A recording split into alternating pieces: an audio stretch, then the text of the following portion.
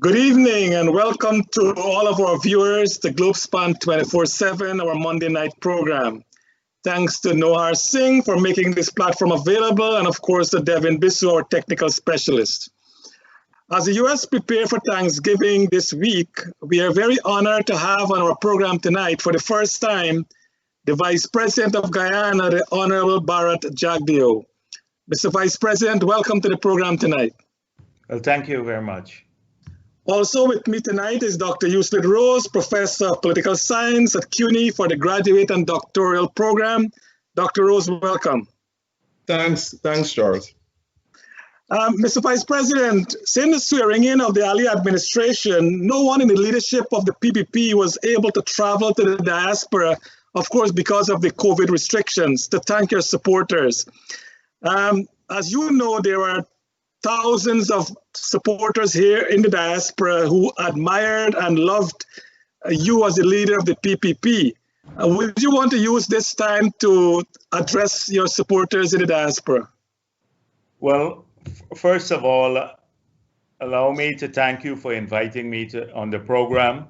I must confess that it's not only the first time on the program, but the first time I'm actually watching the program. And I know the program has been going on for quite a while. I've read a lot about it, but I've never watched it live. And from what I gather, it has kept people, the program has kept people informed about the happenings in Guyana. I know a lot of people in the diaspora are watching this program.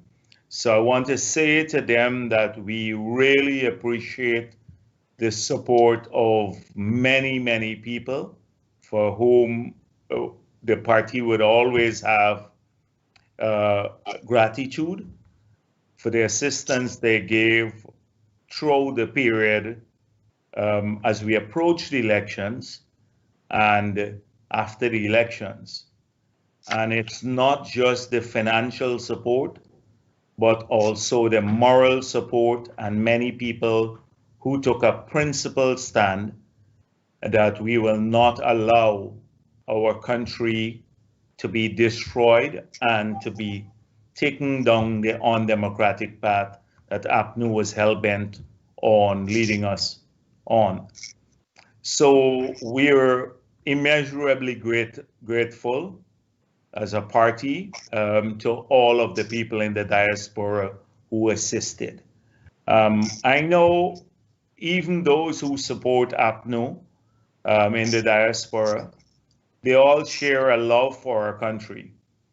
And we are now government, and we have to be welcoming to everyone, regardless of which side politically you support. And I can have you rest assured that this is one of the biggest priorities of the Ali administration, this PPP civic government, to ensure that we enhance the engagement with our diaspora.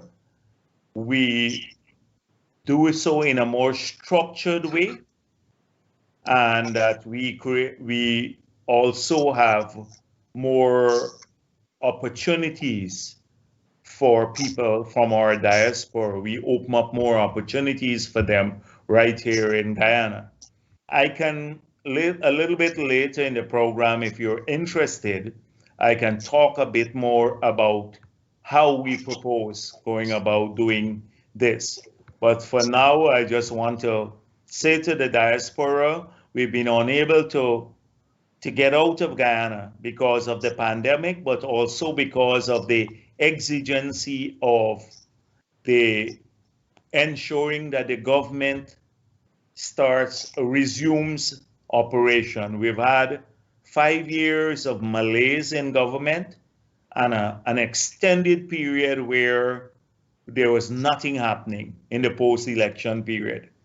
And pandemic or no pandemic, if we want our people to be able to have a job and to enjoy a better living standard, we cannot waste a single moment in restarting the economy, addressing the issues that affect our people affect the business community and investments, and so that we can move forward, that we can see a resumption of economic growth as soon as we get over the hurdle of the pandemic.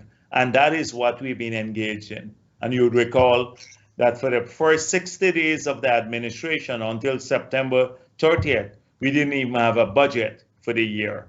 So we managed to pass the budget. So it's not because the diaspora ranks lower in priority that we have not reached out there, but we have had to do so in Guyana. A lot of the ministers have gone out. We're right now going to every home sharing COVID assistance, every single home in the country. And at some point in time, we'd ramp up the work in the diaspora. Thank you, Mr. VP. Mr. VP, for our audience, can you summarize for us the portfolio that you, as Vice President, have direct responsibility for under the Ali administration, and any indirect responsibilities? Yes, well, first of all, you know my reluctance to enter into government formally. Again, the president wanted me back in government. And as General Secretary of the party and as leader of the opposition, I made a number of commitments to people who came into the office over several years, and many of those commitments are reflected in our manifesto. So I've decided that I will get back into government with the sole purpose of saying that we keep faith and we keep our promise to the people that we made. And right now, the president, there are several areas that I'm working on. So the area of the environment, I will be working heavily on dealing with the environmental issues, environment and climate change. And then my job is to assist the president in oversight responsibility for two sectors mainly, the oil and gas sector and finance. And that is why we have a minister in the office of the president for finance. And it was announced already by the president that I will be assisting in oversight responsibility in the oil and gas sector.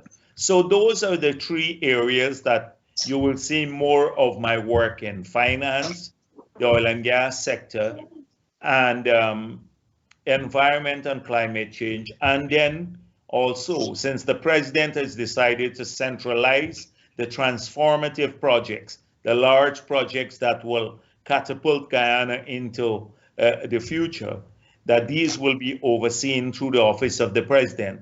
I will be engaged in those issues too. So like the hotel projects, we have met with over 30 people who expressed interest, and almost all of them we have dealt with them. And we expect at least 6-7 serious branded hotels to be built, constructed, that's international brands, over the next 2 or 3 years. The bridge project, the gas to energy project, these are the transformative projects, and therefore I'll have some role in those, working to assist the president in oversight in these areas. Thank you, Mr. VP. Before I ask Dr. Rose to come on, I remember on August 11, 1999, I still remember it as if it was yesterday, a young, handsome, 35-year-old gentleman with a lot of hairs on his head, like a superstar, became the president of Guyana. You were considered at that time, Mr. President, one of the dynamic young leaders of the world on the world stage, if not the youngest. You served as the longest president before leaving office on December 2011 for more than 11 years. At the launching of the PPP campaign on January 6, 2020, you received a resounding welcome with cheers and whistles when you were introduced on the podium. With your dynamism, Mr. VP, and your experience, what advice would you give to President Ali that he should be engaged in as he charts his own course as president? And on the flip side, what would you advise him not to do? And I'm talking on policy and governance issues. Well, a lot of the work on policy and governance, at least the strategic direction, has been laid out in our manifesto. So in terms of governance, we have outlined in our manifesto several things we want to do. For example, campaign finance reform, because we think it takes top priority now, given the ability to influence elections and the large investments that are coming into the country. We made it clear in our manifesto, and we were vindicated by this given what took place at GCOM, that we have to explore reform in the system for management of elections. Similarly, we said we have to explore a governance model for the country that and have discussions across Guyana to see what comfort level, one that hopefully will help us to overcome some of the divisions we have seen. There are several other measures on the financial side that we said we were intend to implement. So the governance agenda, to a large extent, has already been defined in our manifesto on how we approach things, etc. In these, particularly in these areas. On the what I would advise him to do, the president he came up through the party, the ranks of the party, and he was a minister for several years. And therefore, he has seen and he understands the DNA of our party, that you have to constantly go on the ground to refresh yourself. The problem with government is that often the system defends itself, and people sterilize information that comes to your desk in leadership position. And unless you can go past that level of government and go directly to people, often you delude yourself into believing you're working for them and addressing their priorities when often you're not. And therefore, you have to go to the ground. And you've seen the willingness of the president to do that from the first day in office. And I think any president who goes to the ground to find out what's happening and refreshes himself and from that energy, that pool of ordinary people will do extremely well, will always have his hand on the pulse of people's needs.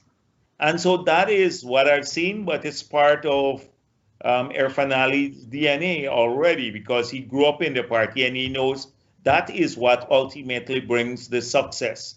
It's not all the well laid out plans, sometimes, but though that has to happen too. You have to have a vision for the country, which we have and we outlined in the manifesto, an economic vision, a social vision, a governance vision, and all of those are defined. But the approach to government is where I would say to him, continue doing what you're doing. And the converse of this is never do the otherwise. Like look at the last government, was totally aloof. They never reached back to the ground. People that they were campaigning with, many APNU activists said they never saw them once they went into office. That is a recipe for disaster. If you ever believe that you have arrived when you get into government and you stop listening to ordinary people or the voice of reason. Sound advice, Mr. VP. Dr. Rose? Yeah, thanks, Charles. Once again, this is Globespan Television coming to you live from New York City. Here we have Vice President and former President of Guyana, Dr. Bharrat Jagdeo. And today, a very special welcome to you, sir. And our appreciation to Noor Singh, the CEO for Globespan, and Devon Bissoon, our technical director. Now, let me call you president because you served longer than president and vice president. President Jagdeo, here's my first question to you. I just want to jump back or piggyback on Charles's question. Indeed, you are the youngest and longest serving president of Guyana, and that's the record stays. I don't think it will be broken in our lifetime. Now, your boss today is President Irfaan Ali, but you were his boss a few years ago when he was in your cabinet. Can you tell the people how you feel or your feelings about having a boss and not you being the boss? Well, the thing is that for me, it's more the work that matters. And the day I feel that I cannot make a contribution, work-wise or strategic-wise, then I disappear. And I'm very happy to do that. Some of the happiest period in my life has been when I left office after 2011. I had absolutely no intention to return to government. It was lucrative and fulfilling because I was doing things that were fresh, different, and I wanted that. Having been so long in government from my 20s, because prior to being president, I was also Minister of Finance. So I had a long haul in government, and that was a welcome break. And I thought that I was developing a new career, more global, etc. And then I was sucked back into local politics in 2015. Reluctantly, I did not want to get back into local politics, but the party needed me. And right now, I still see at this stage a need in government to be there because it allows me to fulfill also the responsibility of the party, that the things that we promise people. The moment I believe that there is that I can't make a contribution, I'm done with this. It's not like it's very lucrative. Throughout the period in opposition, I never took a salary as leader of the opposition. I got my pension as ex-president, the same as Ramatar or Samuel Hines, the same pension, exactly the same terms. They were not any different. I served 12 years, but the pension and the conditions were not different. And that was the only source of income at that time. I gave up the international one, and I did not take the salary, nor as general secretary. And up to now, I saw the lies about APNU again, how I'm earning a large sum of money. I have not collected any salary as vice president too. So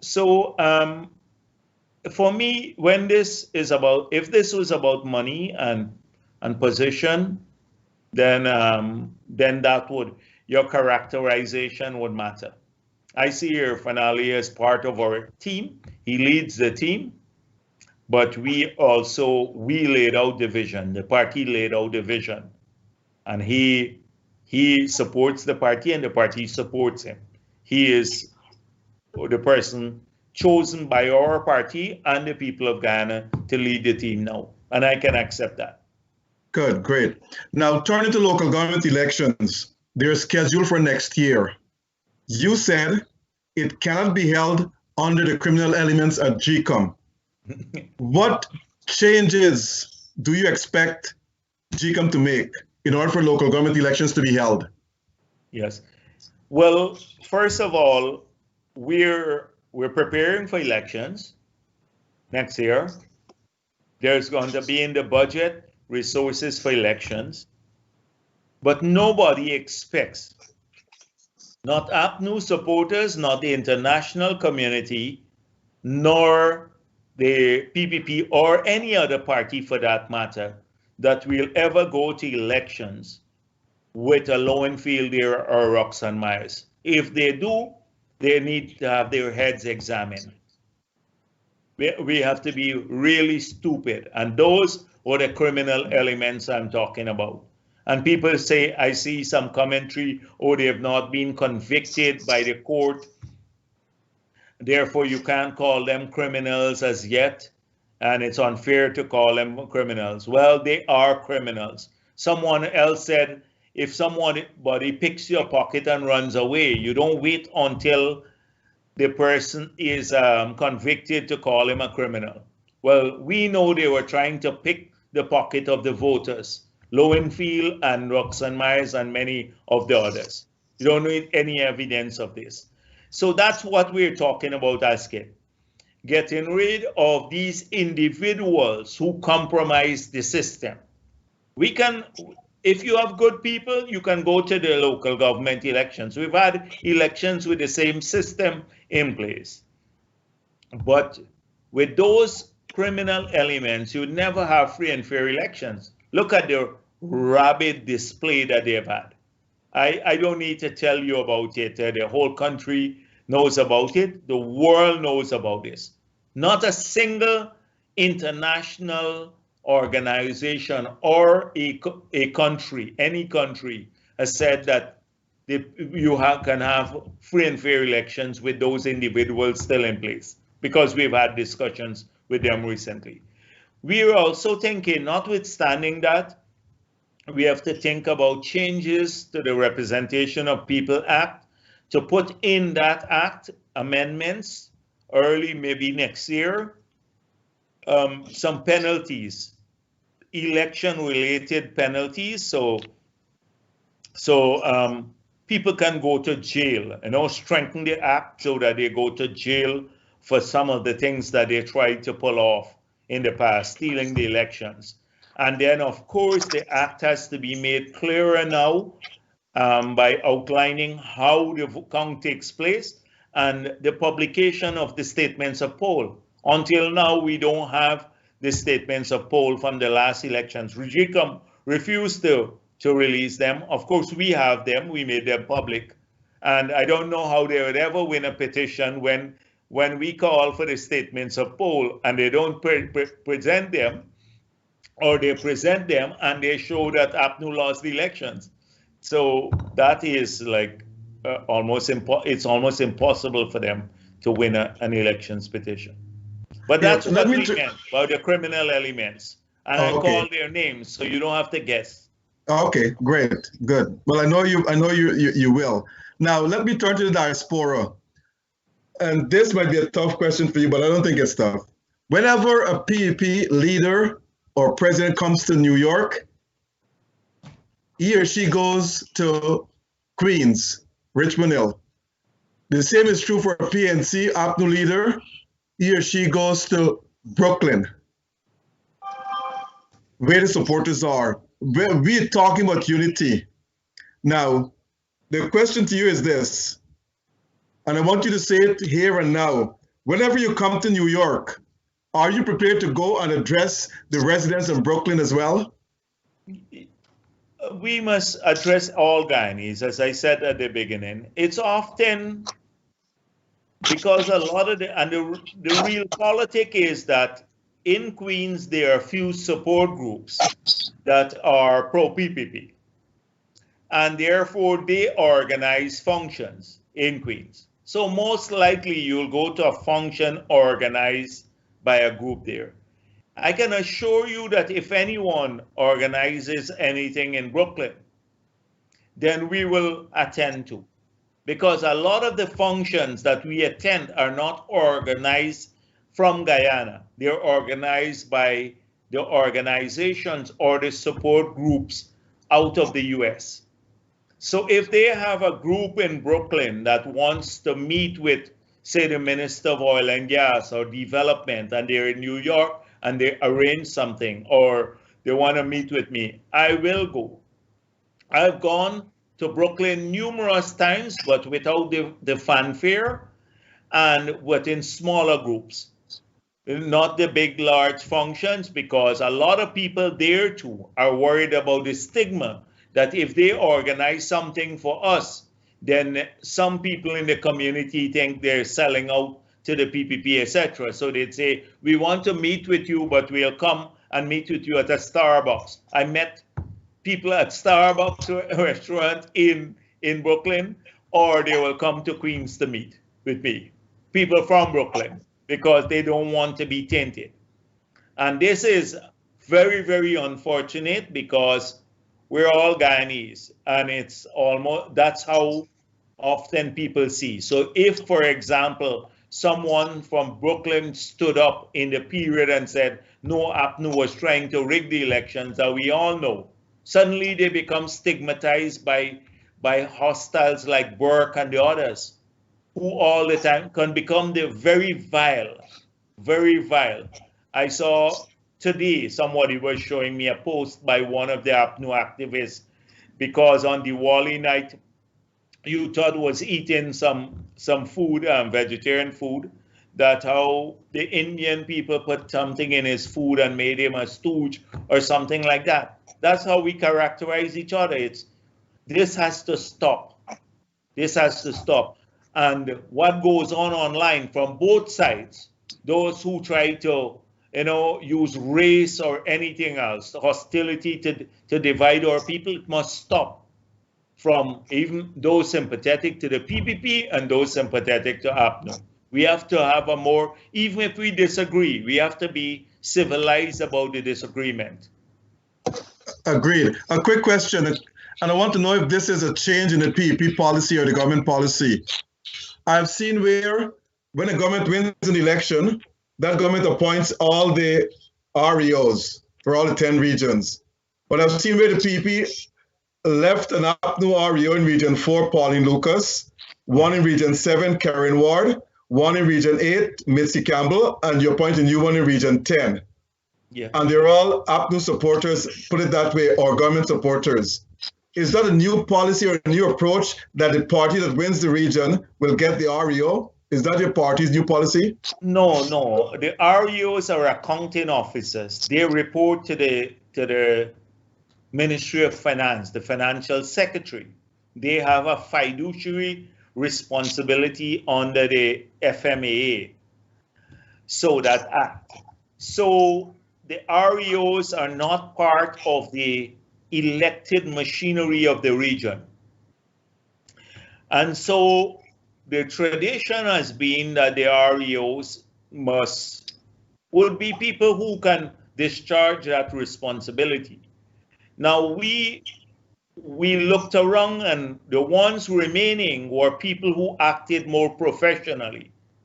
We replaced those who were unprofessional. Throughout the campaign, they were very hostile to PPP people. They used the resources of the region to support APNU's campaign, a whole range of things. So were rabidly pro, like party members of APNU or AFC. Now, if you behave that way, in such a partisan way, then there is no confidence that you will discharge your responsibility in an impartial manner. Look at Morrison from Region 5, and Storm from Region 1, or the guy Parker from Region 9. These were hardcore activists every night on the media, hostile, racist, and all of that. And so that is why we found that the people who remained here, some of them were acting professionally or so. So this is why there be no changes there. But an administration needs to get people who will carry out its mandate. APNU, on the other hand, remove everyone, absolutely everyone. And nobody said anything then. From even people who were not political at all, they removed them. And today I see now when we want to move somebody at the head of the EPA, a guy who was on the platform, I saw him on the platform, who is not suited for the job. His CV doesn't support being head of the EPA. He doesn't have any skill in that area. You remove him, suddenly he becomes a victim of politics. And the same thing with the head of the Energy Department, the Department of Energy, where he's never had any experience whatsoever in oil and gas, and he manages that sector. And the thing is that we have not been shy about saying this, that once the government gets into office, the PPP gets into office, we intended to remove these people. We campaigned on that. We said it beforehand because they were not serving Guyana's interests best. So we made it very clear. We made it very clear that we were going to investigate the corruption in land transactions at NISIL, at Lands and Survey, and some other places where lands were given out. And what we are finding now is openly criminal. When the details hit you and people in Guyana, they will be shocked. So now Harman and the others, because many of them were implicated, Harman, James Bond, etc., in these illegal, Jordan, in these illegal transactions, now they're making it an ethnic thing. It has nothing to do with ethnic thing. And they're saying, oh, PPP is removing the land or recovering land from Afro-Guyanese. Absolutely untrue. Because most of the land that we're taking back are from Indo-Guyanese, that they or foreigners where they made illegal transfers to them. So I gave you one example. I've been given one example. Land worth nearly $1 billion Guyana dollars, over 5 million US, transfer without any money being paid. Invested in the name of the company without any money being paid when there is a schedule for payment. How is that not criminal? And look at what they did to Ashni Singh and Winston Jordan. They put them in handcuffs. They sold 2 pieces of land. You had a valuation for that. No, not Winston Jordan. Winston Brassington, sorry. Right, Winston Brassington. And Winston Brassington. They sold some land that went to the privatization unit. They had valuation, went to the privatization board and the cabinet made a decision. In this case, the cabinet never even knew about the land that Heath London was selling out, or the Lands and Survey. In fact, Lands and Survey, it's even worse. President Granger never gave the head of Lands and Survey the authority to sell lands, only to lease, because it was the minister responsible, and that guy sold a ton of land. He's leased land to areas without the 200 acres at Ogle, where there's no description of the land. So this is, so I'm sorry I'm a little long-winded on this, Asquith, but this is the approach, you know. So when you remove people now, they're saying, oh, look at these guys, you're removing them. So we're being sued now by Randy Storm and Parker, these REOs that we remove. But they were the most hostile and treated Amerindian people like dirt in those areas. I know how Randy Storm treated the chairman, our regional chairman, a young man, and vice chair when he became REO. Took away a lot of their vehicles and stuff like that. So you do have to make changes, but ordinary Guyanese, APNU supporters don't have to worry about this. It's the leadership and those who were enjoying the suite. In this office here, the office of the president, you had people earning large sums of money, $6,800, $7,000 US dollars a month, and doing absolutely nothing. They're political. All that they were are political. We have to remove them. Now, the farmer in Region 5, the black farmer in Region 5 will never get that help. So it's not about race. It's about being like patronage to the extreme. Look at what they done to recurrent expenditure. A lot of people. Anyhow, I'm going on too long. I don't want to go on too long. Okay. Charles, over to you. Passionate about it. So okay, Charles, over to you.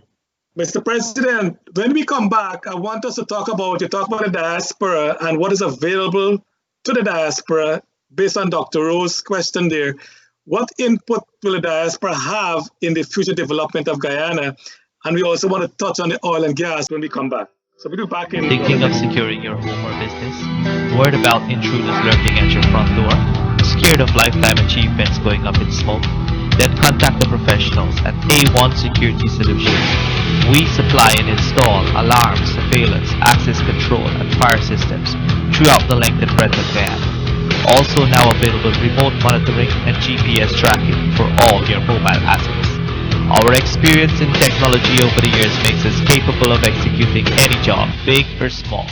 Simply pick up the phone and call us on telephone numbers 220-0341 or 628-0551.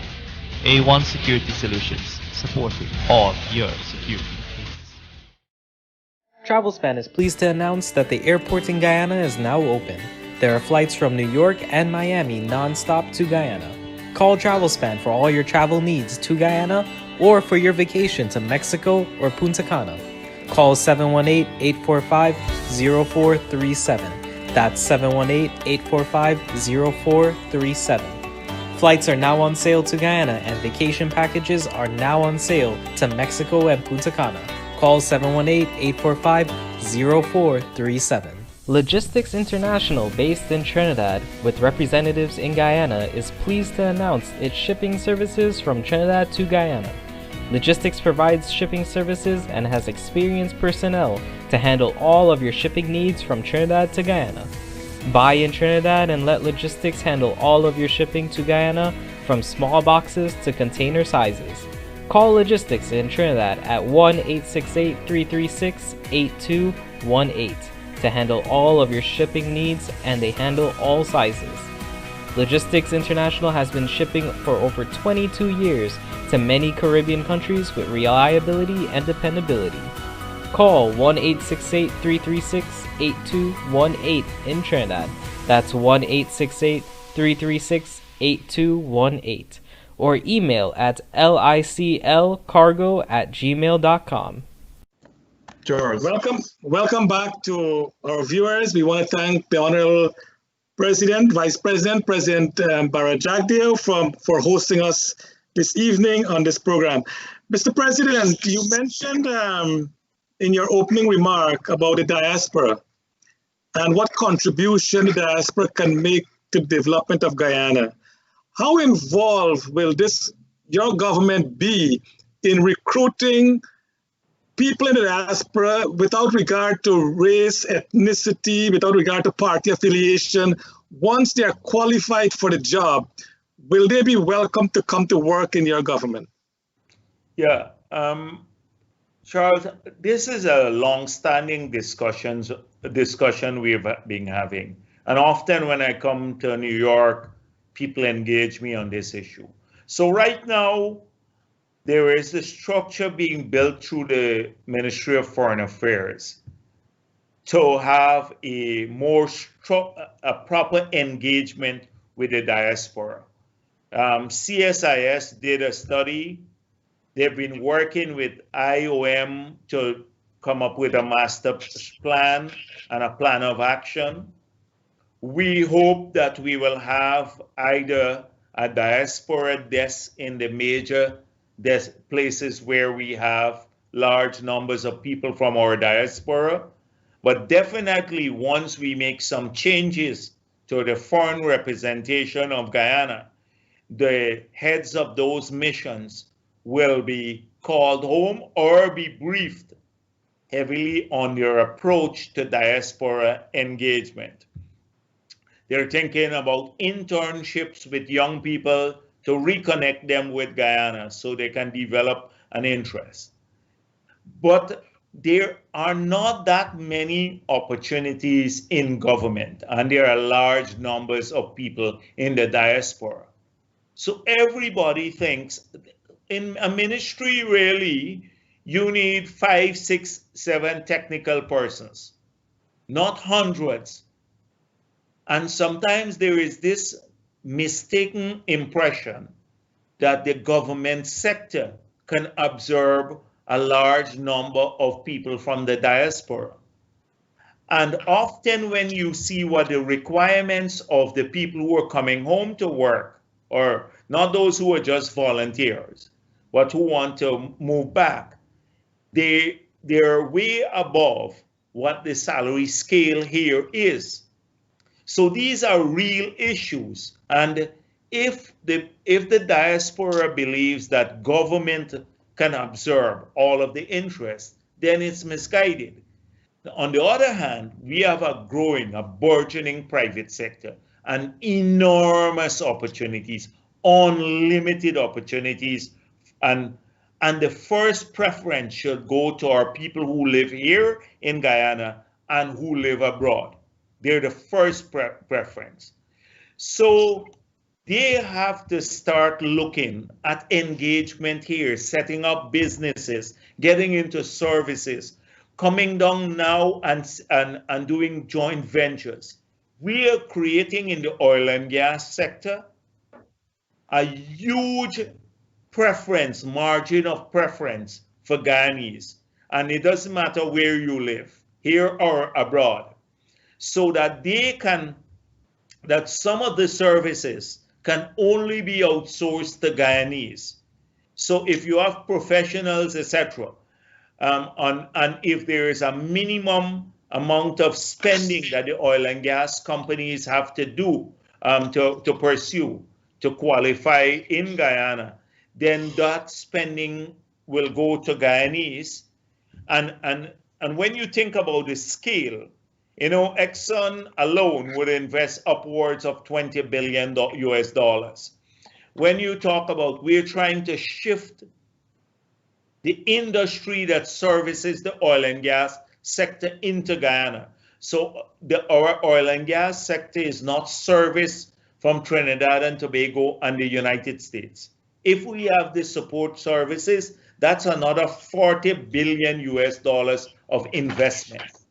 Represented therein are huge opportunities for young Guyanese professionals, investors from Guyanese, investors from abroad, a whole range of people. And they will have, under our local content law to be passed next year, a huge margin of preference.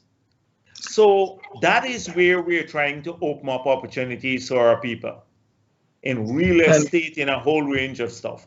Because we want our people to come back. They should have first preference. But the government opportunities are not that many, when you think about it in the scale of things. Well put, Mr. President.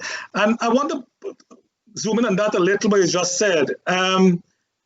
Based on Kaieteur News report, the Suriname authorities stated that they will leave no stone unturned, that they, with regard to their people benefiting from the oil well generated from their natural resources. Can you assure the Guyanese people that we will also, in our local content, as you mentioned, coming on stream next year, that local content, like Suriname, they have to ensure that the technical, administrative, executive, and management positions are done by the local Surinamese. Will we have that kind of arrangement in Guyana? Well, I don't know about Suriname, because when they said that there was a signing bonus of $150 million, and then I asked the president of Suriname, he was not, when he was here, was not even aware of that. So a lot of things come out here that are not grounded in facts. But I think it's laudable that Suriname wants to do this, and we have to do something. We have to build a bureaucracy in Guyana to manage this development. But you're not going to build that overnight, because as you're working to build the bureaucracy, and bureaucracy in the good sense of the word here I'm speaking about, as you build this core of Guyanese professionals, managers, better word, that you also have to regulate the sector. So we have to buy the best skills at this point in time until we can build that capacity. So we are thinking about 300-400 of our brightest students that we have to get them, send them off to study, and and start training them. This is at the senior level. And we believe that once they return, they may take 4 or 5 years, but then that could become the basis on which you build a long-term takeover. Maybe in 5, 7, 10 years' time, you have an entirely indigenous architecture staffed by Guyanese, and with exercising control of the industry. You might have to occasionally buy in some skills along the lines that you're talking about, professional, managerial, etc. Simultaneously with that, and a quicker win, is to train people for the task, the immediate task. So the welders, the drivers of articulated equipment, specialized skills. A whole range of training programs are in the work so that more of our people can work in the industry. But this is not at the managerial professional level, but at the technical level, servicing the industry, etc. So a twofold approach to this, to getting our people involved. And this would all be bolstered, supported by strong legislation, which directs the companies that they have to recruit and spend. Recruit Guyanese once the skills are here, and then spend a minimum part, or at least part of a guaranteed part of their total expenditure every year here in Guyana. So we're not going to tolerate water coming from California again for the ExxonMobil staff. We have good enough water, bottled water, for people to drink, and they should buy that here. So if they do that, then we may have to say this can't be funded out of cost oil. We can't have the Guyanese guy making 75,000 Guyana dollars per month, and the foreigner making 2 million or 1.5 million for comparable jobs. We can't have you bring in taxi service, Hertz taxi service here in Guyana when the company can easily rent taxis from our people, and rent apartments from them. Because in some countries in Trinidad, they even prohibited the companies from renting, from foreign companies. How do the locals make money if we are not going to be able? We can't go out and pump the oil. We can't build the FPSO at this stage. They're too complex for us. But at least we can do those things. Build nice apartments to rent. We can supply a whole range of services, food, etc., to the companies. And that's where a significant part of the flow should come to our people. So we've made this clear in our manifesto and now, and we've said this to ExxonMobil. I've said that to them directly. President Ali has said that to them. This has to be crucial. Guyanese must benefit. Our people must prosper, and they must share the prosperity of the oil wealth. I'm glad you're on top. 1 second, Dr. Road, if you come. I'm glad you're on top of that, Mr. President. But I don't want to ask you this question. Would you establish an independent board to manage the oil and gas sector? And will that board include diaspora representation, if one is established? Yes, but if you have people in the diaspora, to pick a diaspora and say he is representative of the diaspora, we'd have a nightmare, because most people would say, through what elected process you pick that person? So often it's that. But our diaspora have skills, a lot of them in all these areas. So to the extent that people are skilled, yes, definitely part of that machinery. And we've made it clear that we want to move away from the Department of Energy into a petroleum commission that is more technically oriented and where they get policy guidance from the government. But you can't divorce the policymakers totally, because often at the technical level, you have sometimes malaise and you need to push them in the right direction too. But that is the approach. We want a petroleum commission made up of technical people with an independent board to manage the oil and gas sector. We made it clear we want a sovereign wealth fund that operates at arm's length from the executive. That's the only model that will work in the long run. We made it clear that we want to pass laws criminalizing the non-disclosure of any information, financial information about the oil or receipts from oil company. The Minister of Finance will go to jail for 10 years if he doesn't disclose, like what Jordan did. You know, the money they received, the 18 million, and several years later we didn't know about it, and then he said he thought it was a gift. So a lot of reforms in the sector. And I see, you know, from time to time you have the negatives in the kite show and all of that, and newspapers, and it's a right of people. We have a free country, and people can write what they want unless they libel people, and people have a recourse to the courts.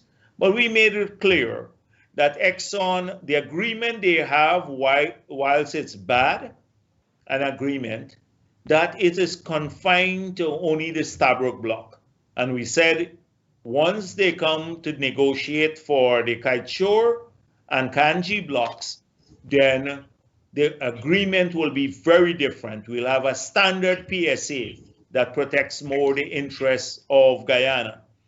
And notwithstanding that agreement, the Stabroek agreement, we have made it clear that we are trying to hold them to their responsibilities, because although the agreement is that lax, we've still not held them to their responsibilities, the companies. We haven't even audited the pre-contract costs. We haven't audited any of the costs so far, completed the audits. And we are upwards of maybe nearly $10 billion of investment. So when those audits take place, we may very well find that costs are inflated, and they would have to be removed from cost oil and shift back into the profit oil column. Okay. Mr. President, as you know, I'm a protege of Karl Marx, meaning I always look out for the poor people. Now, in Guyana, there are 291,000 households. The last government says that the oil revenue will go to build infrastructure. I think your government has said the same thing. But my question to you is this. The people, I think, should get part of the oil wealth to enjoy life as well. Are you prepared to give each household at least a few $1,000 US dollars at Christmas, 2, 3, 4 years down the road from the oil revenue? Yeah, but Asquith, you have to earn money before you spend money.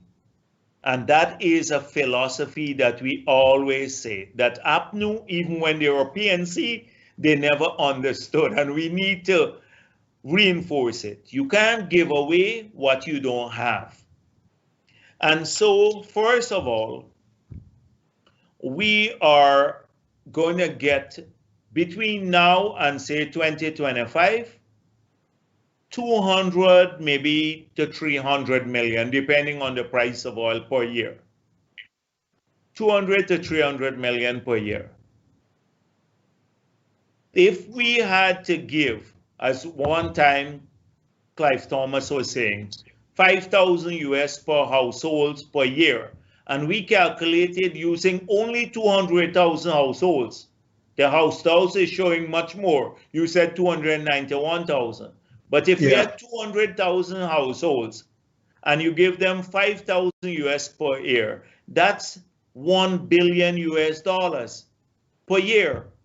And we only collecting $200 to $2 million per year. So a lot of people believe that it's a lot of money. So you could give 1,000 US dollars per year, right? And give out all the money if you collect 200 million. That is, we are not nowhere near collecting the magnitude of money that will make a difference to give to people alone. When after 2025, then you're going to see a little ramp up of how much we collect. And you can start exploring grants to households. But if you it's not true that we said we will only confine the spending to infrastructure. If you look at our manifesto, we said there are several areas where oil and gas money must be spent in. First of all, in world-class education and healthcare for our people. So we want to do 20,000 scholarships. We want university education to be free, because we believe if our kids all across the country, where every community are educated, that's the best investment we can make in them.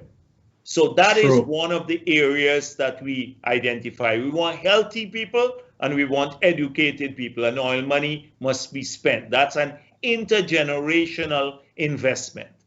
Secondly, infrastructure to catalyze future growth, so that you can, the investment is not for the sake of investment purposes, but it catalyzes future growth and avoid complete reliance on the oil and gas sector, which is not labor intensive by any standard.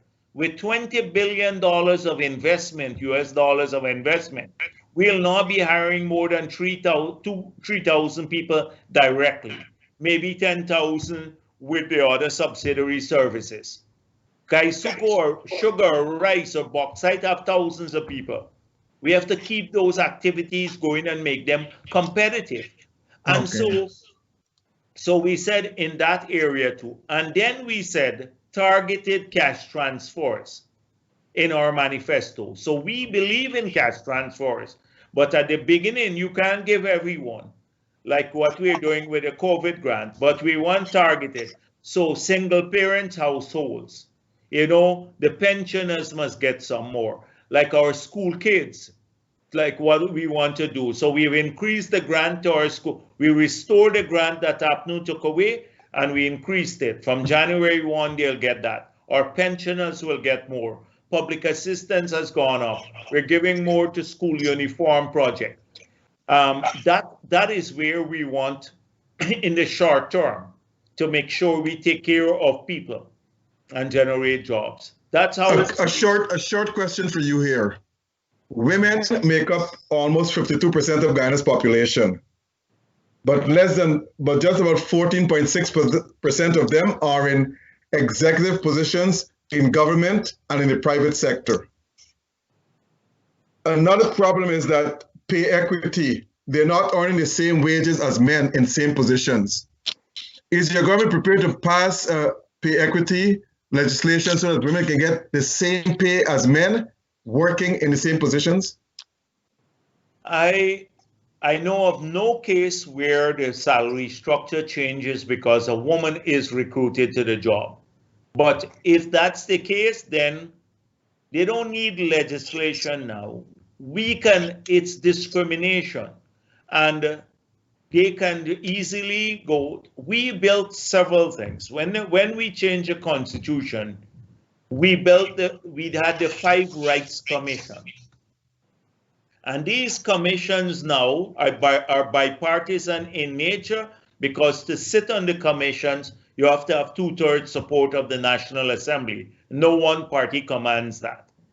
There's a commission on the vulnerable groups and the rights commission.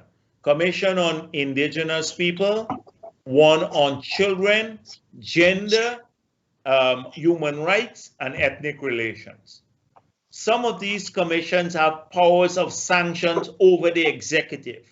The Ethnic Relations Commission has the power to prohibit a political party from contesting elections if they use race as a mobilizing factor, race or people's religion. These are powerful commissions that I signed into our new constitution, apart from the Procurement Commission. We have gone further than many countries in the world by having a constitutional commission on gender. And so our laws prevent discrimination. So what you said to me is discrimination. Our labor laws prevent discrimination on the basis of sexual orientation, on the basis of race, on the basis of gender, etc. People can take legal action now, our labor laws. So Charles. I agree with you, more women need to go up in managerial positions. I agree with you. There's a cultural issue too we have to overcome. But our women, if you look at public service and look at the teaching profession, men are in the minority in the teaching profession in Guyana. And in public service, I think more women work in public service than men, and in many in senior positions too. And when you look at the university, 2/3 of our graduates are women. So I don't think there is that institutional kind of discrimination against women, but if you do have cultural issues you have to overcome. Too few of our women are in the workforce now. That's a huge growth area for us to get more women in the workforce. But that means decentralizing job opportunities that we had started with.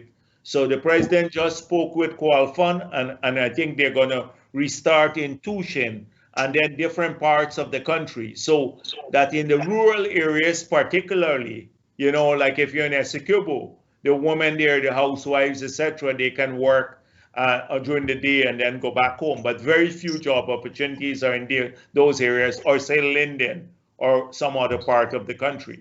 So we still have a long way to go to get women employed. But if there is any institutional hurdle to women growing in Guyana in terms of what you mentioned, we're definitely going to fix it. Definitely. Okay. Mr. President, you mentioned the revenue from the oil sector will be about 200 to 300 million US dollar annually. Dr. Kemraj had suggested on Kaieteur News the other day that if we cap the recoverable costs to 50%, that will increase substantially the free cash flow to Guyana for every month. What do you think should be the cap? Currently 75% of revenue. What should be a reasonable cap for us in this area? Yeah, well, the thing is that the last thing I do is to venture opinion when you have to look at industry practice and all of that. Too many people, I've seen people come up, all sorts of people saying cap at this level, eliminate that, do etc.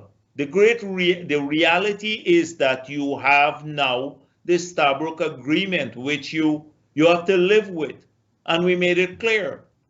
In the future PSAs, definitely you can do that. You can ring fence spending, so you don't use money from one well or a successful well to finance future explorations, etc. That allows faster cash flow back to the government, flow back of cash. There are hundreds of things we have to do in a new PSA, a standard PSA.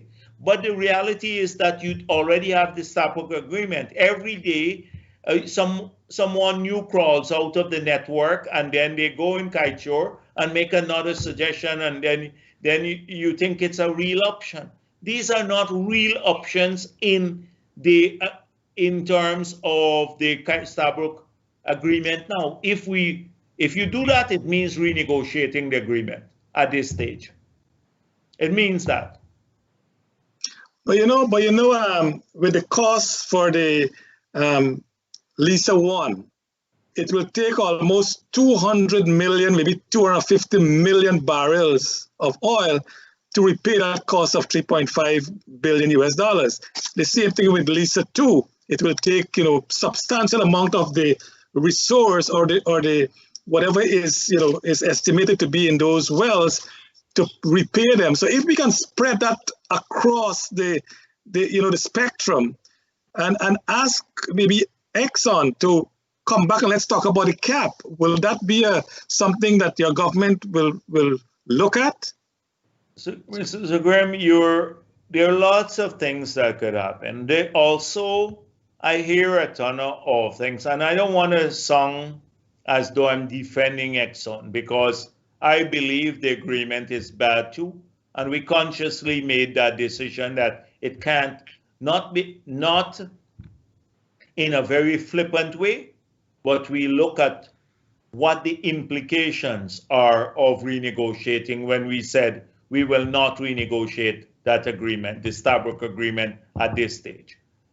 So if you're an investor, I see people saying, oh, don't allow the costs, the pre-contract costs to be recovered.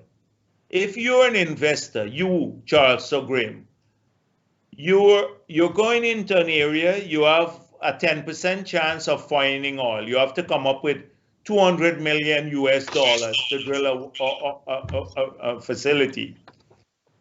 And then you know, one, that if you find oil, you can still recover that because that's pre-investment cost. And if you don't find oil, you lose the 200 million. What incentive would you have to make an investment?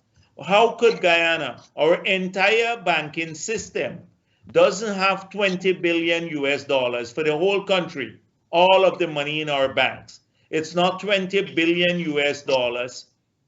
now, and that is what it took just to get the Stabroek block going now, to get up to 500,000 barrels of oil. So people often say, you know, why do that? But that is how much money it takes to really produce oil or to explore these opportunities. It's the same thing like Lincoln Lewis and all of the others saying, we had in the bauxite industry, or we have gold in the ground. Lincoln Lewis hung it out. The people who were there before, true, and we had to take over that bauxite industry when Alcoa walked away. And the Barbie Servan kept it going because he just chased away people because of action. We kept it going until we got Roussel to invest, because if we didn't, we'd have lost 1,000 jobs. And now again, Roussel has shut down. They blocked the river, so Roussel shut down. And now what is going to happen?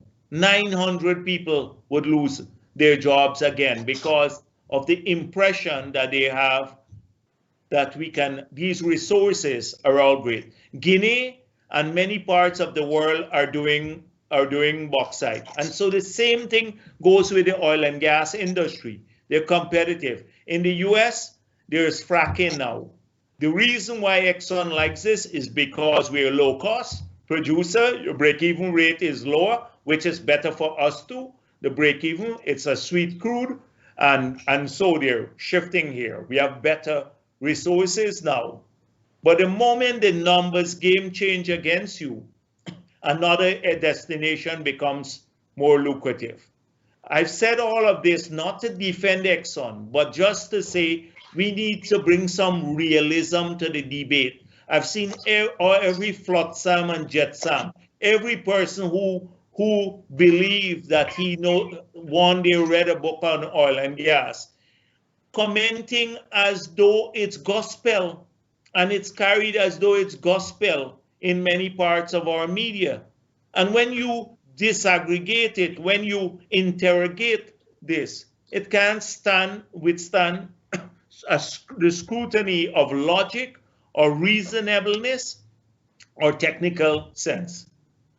So not everything you read, you believe we can run to. Now, having said that, I believe that capping recoveries, ring fencing, getting higher royalties, all of these issues should be dealt with in the standard PSA going forward for the Stabroek, Kanji block, Kaieteur block, and many other areas. And for all the new oil companies that will need a production license from the government in the future. Mr. President, a question I have for you here.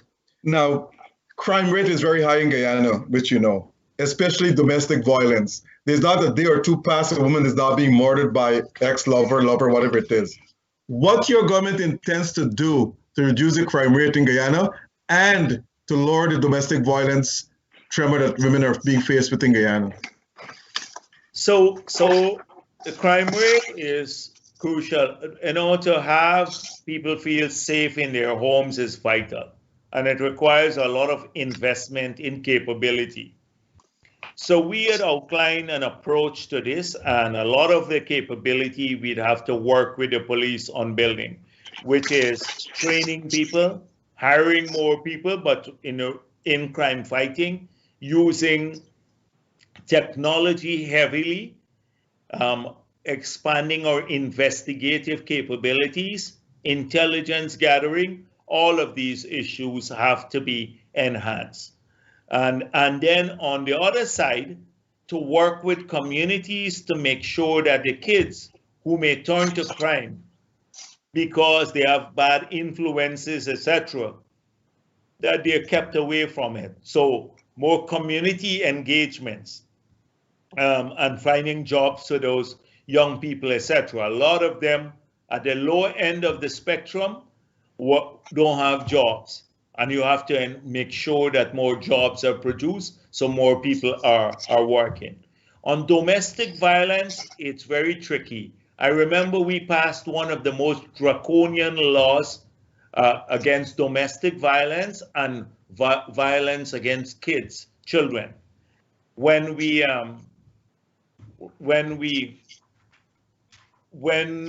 I was president. But that did not change the situation radically on the ground. You can't just pass legislation. We even put in counseling. We put in shelter for women. But a lot of these things have a root in the communities, and domestic violence cuts across almost every community, every race, and rich as well as poor people. So you do need, it's more of like things like suicide, etc. You need more of a civil society type approach.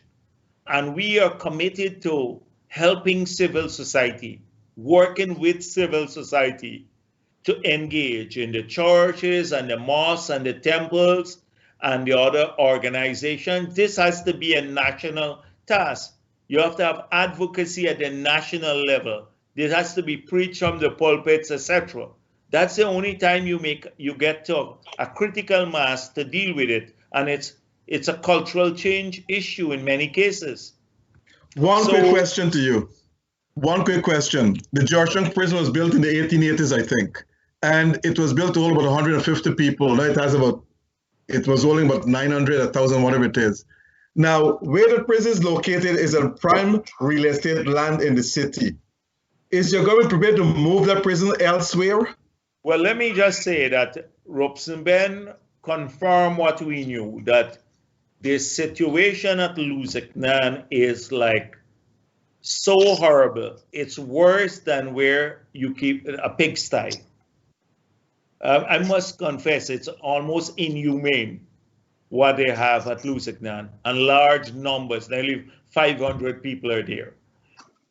So we have a commitment in the budget, and even starting now, they have a design for a new prison, a friendlier, more comfortable prison that would take account of a whole range of things, with not just incarcerating people, but also training them, having access to the libraries and studies, etc. A big work on rehabilitation. And that's going to start now. And I guess by end next year, you may see a prison completed, built by Guyanese technology, not like what they're spending over $3 billion on Mazaruni, and the project not going anywhere. And that would be completed. That would see at the minimum 500-600 people housed in more humane conditions.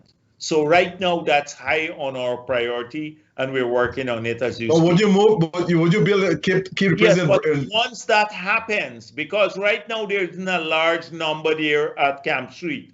Once that happens, and you can have the prison, because the idea is the Lusignan area can be used to do all of this, then most likely, I can't say we'd sell out the place as yet. No policy decision has been made on that. But definitely de-emphasizing Camp Street Prison. Okay, Charles. Mr. President, will we have a new constitution by the end of the first term of President Ali? We had we have had the most far-reaching constitutional changes in the early 2000s than any country in this hemisphere. And if you want, I can go through a program where I will be able to speak for 2 hours telling you about all the features of the new constitution that none of our researchers write about. Absolutely none. They pretend as though there are no constitutional change. The 5 Rights Commission, the Procurement Commission, the 4 standing committees of Parliament, when they're enormous powers, rotating those, the Service Commission, Judicial Service, Police, Public Service, and Teaching Service Commissions, all restructured, a parliamentary management system put in place, reduction of the powers of the president, far-reaching, entire new preamble to the Constitution, and people don't even talk about that. And what did we have? It's not just, so we are committed to going back out again on the governance model, etc.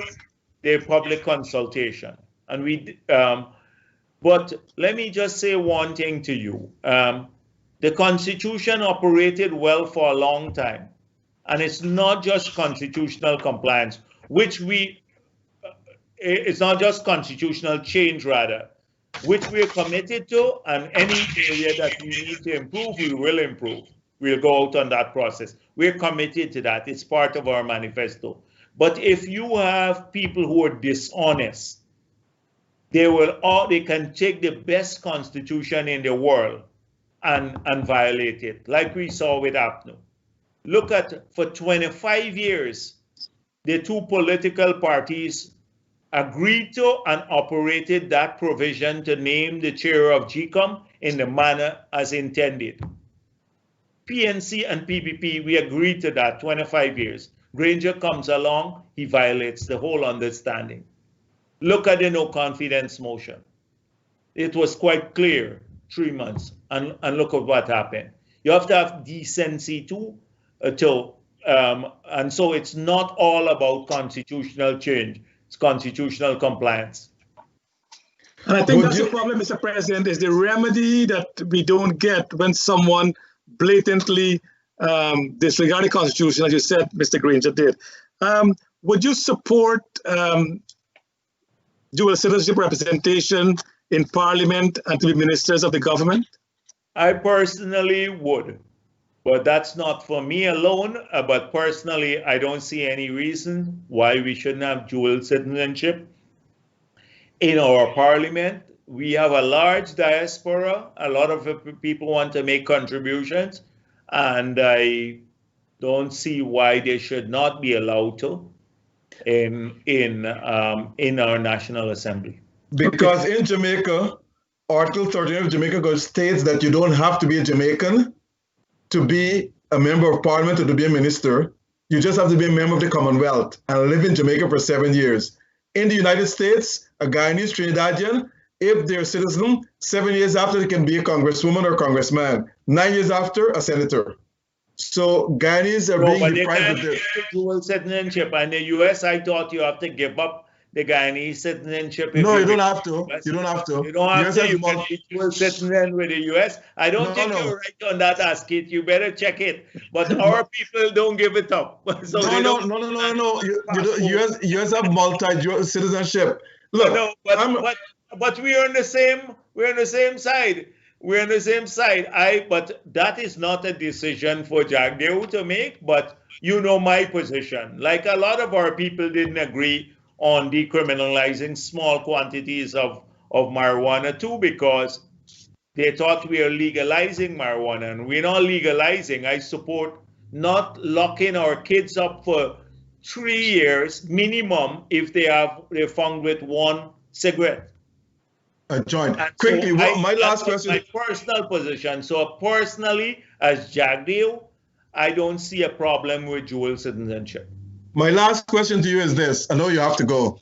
Is that we have the racial divide in Guyana is growing. Every report has shown that over the past years. And we saw that with the 2 Henry boys killed up there. What happened? Now the question is, and I suggested this to President Ali, is your government prepared to establish a national unity committee to try to bridge this racial divide? Asquith, I don't share your view totally. Okay. So let me say that we've had a large number of years. We have worked, we've lived in Guyana with each other for a very long time, all of our people, coming from different parts of the world and the indigenous people. There's been a lot of turmoil in our history. But look at the post-independent history. The only time when we have violence or we come close to violence is around election time. Generally, outside of election period, you don't have that violence between communities. And so why is this so? And why is it only when APNU has lost those elections that you have this violence or threats of violence? And does it encompass our whole country, or is it small groups of people? I believe therein lies the stability of our society. I've seen countries that are more homogeneous than Guyana, where all the people look the same, but they may have like tribal differences, but they're all, say, African, or some other part in the world, like in Southeast Asia. And they have communal violence throughout the period that are triggered. We have been provoked many, many times. Look at what Rickford Burke and that whole gang was doing. Sherrod Duncan and Christopher Jones, etc., provoking people in a period that was tense, very tense, the last five months. The 5 months between the elections, right? And the date the results were announced. And what happened? You didn't see our communities fighting each other, the people fighting each other. You had a few protests here and there. You didn't see our people. And in that, I believe the hope for this country lies. Because our people listened to it, they understood the provocation, and they realized that there are small groups of people who want to divide us, but they didn't go down that route. And they were actively worked upon. So this is important for us to understand, and that APNU's use of the race issue is to grab power. They don't care about Afro-Guyanese, never care any time about Afro-Guyanese in the 5 years, but suddenly now around election time, they were champions of Afro-Guyanese. Harman and the others were in bed with a lot of Indo-Guyanese rich businessmen. They got billions of dollars of contracts with Harman corruptly. Afro-Guyanese got pittance, many of them, in the rural areas. So, although I said all of this, the voting patterns have remained based on ethnic issues, and that's where, we see a pattern of behavior. But in 2006, 1 in 4 persons in Region 10 voted PPP when I ran as president. In Region 10, in Linden. So you can, if you work hard, overcome this. So we do need efforts to bring people together, and hence the Ethnic Relations Commission. We need strong action against people, criminal action against people who try to divide our country, strong, and wherever they come from. When you take that action and then you promote greater understanding and harmony through initiative, through the ERC and the Unity Commission, or whatever you call it, Asquith, then we'll move forward. But I'm not, depressed, because I've seen our people withstand. When I say our people, I mean APNU and AFC people. and PPP people, all of them. AFC is no more, from what I gather. Your whole party is no longer there. But people of every race, every religion, every political persuasion, that's our people, Guyanese. I've seen them being provoked over and over and over in their communities, and I've seen them stood tall. And look at West Coast Bobbies too, with the Henry boys. Those guys were vultures. They went down there and tried to do what was a horrific murder. Every Guyanese want the person who did this to be caught and sentenced and never come out of jail. And they went and turned it into a race issue. Harman and Granger descended like vultures to prey off the people's misery. And they encourage people to come on the road. But what? We overcame that too. Because the Guyanese people at their very core, they want to see an improvement in their lives, regardless of which family you come from. Black, Indian, Amerindian, whatever, a mix, etc. We want a better life for our people and our country. And so I am not one who is pessimistic about the future, but we have to have programs and decent people standing up to the ones who are going to try every single day to divide our people. Well said, Mr. President. Mr. President, I know. Thank you for staying on with us for so long, but I want to ask you one final question as well. Yes. The derelict on the road, on our roadside, and the purpose of our road, it's as eyesore. Appears as though Berbice roads, the quarantine road, seems to be the bigger culprit in that. Yeah. What will the police force do, or the local authorities do, to remove those derelicts? They have to remove them, and people should be reasonable too. You can't be parking a tractor that get rotting on the roadside for 20 years and then expect people to live with that. So definitely it's causing accidents and all of that. That's unreasonable. People have to be reasonable too. Some people, they think, oh, you're violating their constitutional right if you go and remove an old derelict. But so we have to take enforcement action where it endangers the lives of other people and it becomes an impediment to development. I agree with you on many areas. Some people run their whole business on top of the road. Yeah, Mr. President, we want to thank you so much for spending this 1.5 hour with us. I know you had to run before, but yes.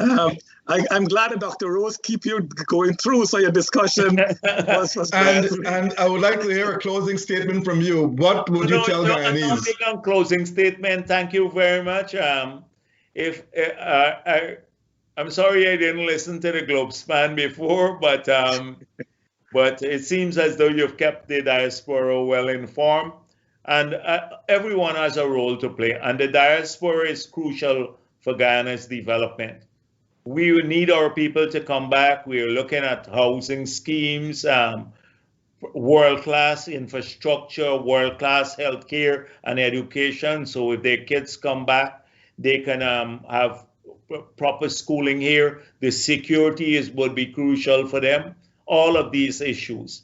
And now our development plans can be accelerated a bit more because I didn't deal with the economy at length, but our ability to raise money now in the capital markets, to raise financing to accelerate our development program, as well as enhance revenue, not in the short term, but the longer term, but will allow us to address some of their concerns and to accelerate development rapidly, so that life here would be more comfortable for people. Thank you. Mr. President, you've spoken with great knowledge this afternoon with our program. How long will you be giving your service to the current government? I don't know. One day I might just pick up and do something else.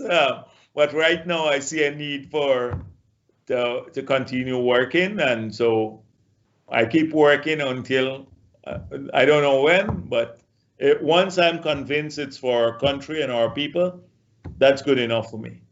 Well, you're still a young man. You have a lot more years ahead of you, and we hope that you can stay there to continue development of our country. So, Mr. President, thank you so much for spending the time with us this evening. Thank you. Thank you. And thank you for appearing on such a short notice.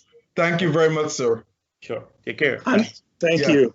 And to our viewers out there, we want to thank you for being a part of us tonight. We are honored to have the Honorable Vice President, President Bharrat Jagdeo, and of course you, Dr. Rose. We want to thank you so much for being with us, and to Globespan 24x7, Mr. Nohar Singh, to all our audience out there. We want to thank you so much. All of you here in the US, happy Thanksgiving as we celebrate Thanksgiving this Thursday. And we look forward to having a wonderful Christmas. To you, Mr. President, again, thank you, and God bless you, and God bless our people of Guyana. Thank you. And God bless Guyana.